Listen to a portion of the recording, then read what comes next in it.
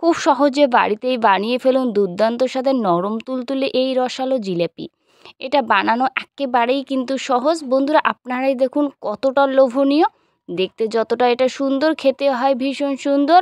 মুগ ডালের জিলেপি খুব সহজেই কিন্তু বাড়িতেই তৈরি করা যায়। সামান্য কয়েকটা উপকরণ দিয়ে, ২-৩টে উপকরণ দিয়ে বাড়িতেই বানিয়ে ফেলুন এরকমই এই মেদিনীপুরের বিখ্যাত মুগ ডালের জিলাপি। বন্ধুরা আপনারাই দেখুন কতটা সুন্দর হয়। দেখতে এটা যতটা লোভনীয়, খেতেও হয় ভীষণ সুন্দর এটা। নমস্কার বন্ধুরা, নতুন একটা ভিডিও দেখার জন্য আপনাদের আরও একবার স্বাগত জানাই। আজ আপনাদের সাথে শেয়ার করব মেদিনীপুরের বিখ্যাত কিন্তু জিলিপি রেসিপি মুগ ডালের। খেতে এটা ভীষণ সুন্দর হয়, একেবারে সহজ রেসিপি। তো চলো রেসিপিটা দেখতে থাকো, আশা করি আপনাদের ভালো লাগবে। আর এই জিলিপিটা এতটাই সুন্দর হয় আর এতটাই নরম হয়, আপনারা না দেখলে বুঝতেই পারবেন না। তো প্লিজ আপনারা পুরো ভিডিওটা দেখতে থাকুন। এটা বানানোর জন্য মুগ ডালটা যে আছে এটা কিন্তু ৩-৪ ঘন্টা আগে ভিজিয়ে রাখতে লাগবে, যাতে মুগ ডালটা খুব ভালো ভেজানো হয়, তবেই কিন্তু টেস্টটা খুব সুন্দর হবে। এরপর ভেজানো মুগ ডাল কিন্তু মিক্সারে নিয়ে নেব।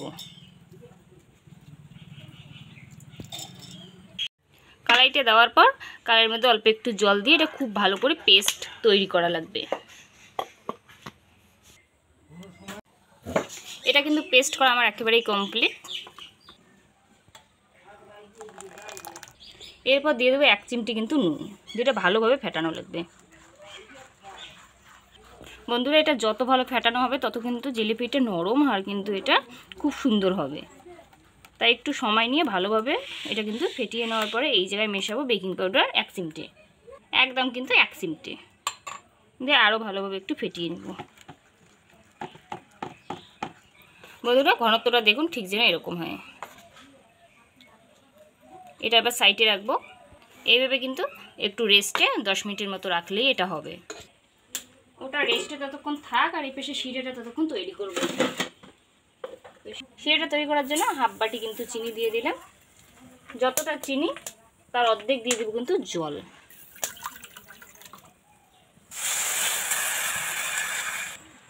এরপর দিয়ে দেবো ছোটো এলাচ মুখ ফাটানো 2টা। এটা ভালোভাবে কিন্তু নাড়িয়ে নেব। শিরাটা এটা কিন্তু একটু ঘনই হবে।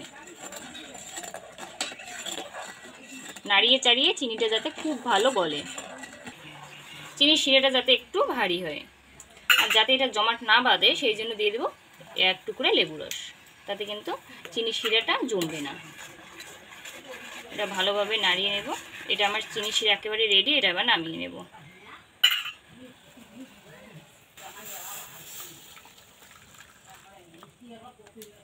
এটা এবার ঢাকনা দিয়ে রাখবো যাতে একটু গরম থাকে। এরপর ঢাকনাটা খুলবো, খুলে কিন্তু আরও ভালো করে একটু ফেটিয়ে নেব।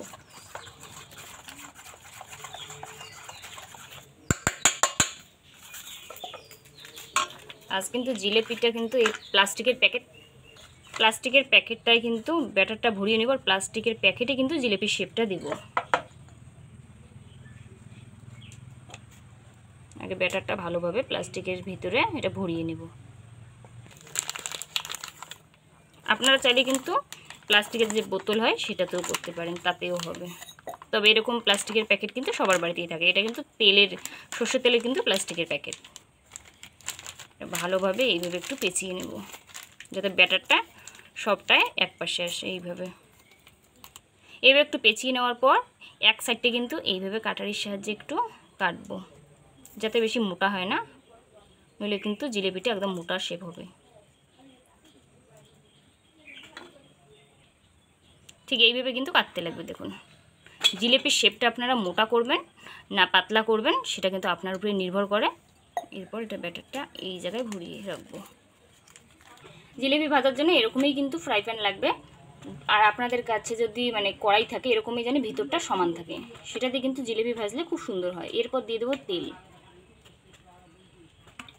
তেলটা ভালোভাবে কিন্তু গরম করতে লাগবে। তেলটা কিন্তু ভালোভাবে গরম হওয়ার পরে কিন্তু এইভাবে জিলেপি শেপটা দিতে লাগবে।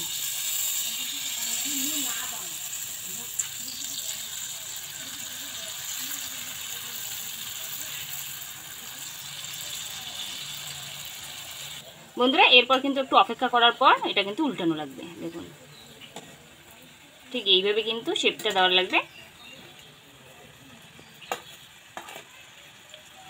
আর একটু হালকা আছে কিন্তু জিলিপিটা ভাজতে লাগবে, তবেই কিন্তু এটা সুন্দরভাবে রেডি হবে।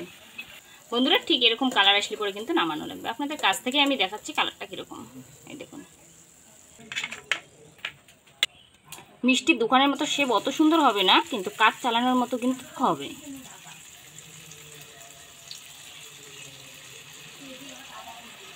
ঠিক এইভাবে কিন্তু দিয়ে দিলাম। আপনারা কিন্তু এর থেকে ভালো শেপও আপনাদের হতে পারে, কিন্তু আমার শেপগুলো অত ভালো হচ্ছে না। শেপ যেরকমই হোক, খেতে কিন্তু এটা ভীষণ সুন্দর হয়। বন্ধুরা এগুলো কিন্তু জিলেপি একেবারে রেডি। এটা কিন্তু তেল ঝরিয়ে সবগুলো এবার নামিয়ে নেব।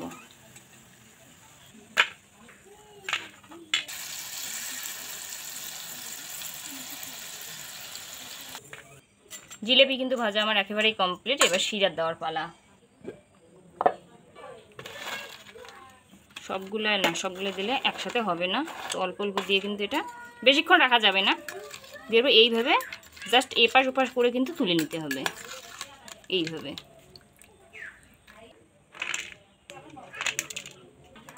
সবগুলো কিন্তু এইভাবে দিয়ে বেশিক্ষণ রাখবেন না, জাস্ট দেওয়ার পরে এপাশ ওপাশ একটু উল্টে নিয়ে কিন্তু তুলতে লাগবে শিরা থেকে।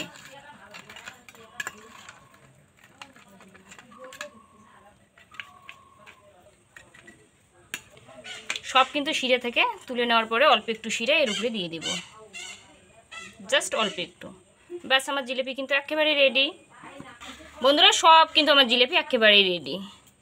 জিলিপিটা দেখুন কতটা নরম আর কতটা সুন্দর হয় দেখতে। এটা যতটা সুন্দর খেতেও কিন্তু হয় এটা ভীষণ সুন্দর। প্লিজ একবার এইভাবে বাড়িতে বানিয়ে দেখবেন আর জানাতে ভুলবেন না এটা কীরকম হয়। আশা করি রেসিপিটা আপনাদের ভালো লাগবে। ভালো লাগলে অবশ্যই লাইক কমেন্ট শেয়ার করে দেবেন। আর যদি এই চ্যানেলের প্রথমবার আমার রান্নার ভিডিও দেখছেন, প্লিজ চ্যানেলটাকে সাবস্ক্রাইব করে রাখবেন। পাশে থেকে বেল আইকনটি প্রেস করে রাখবেন, যাতে আমার রান্নার ভিডিওগুলো সবার আগে আপনার মোবাইলে পৌঁছায়। ততক্ষণ সবাই সুস্থ থাকবেন, ভালো থাকবেন। নেক্সট ভিডিওতে আবার দেখা হবে এরকমই কোনো সুন্দর রেসিপির সাথে। মিষ্টু আর লাগবে ধরো।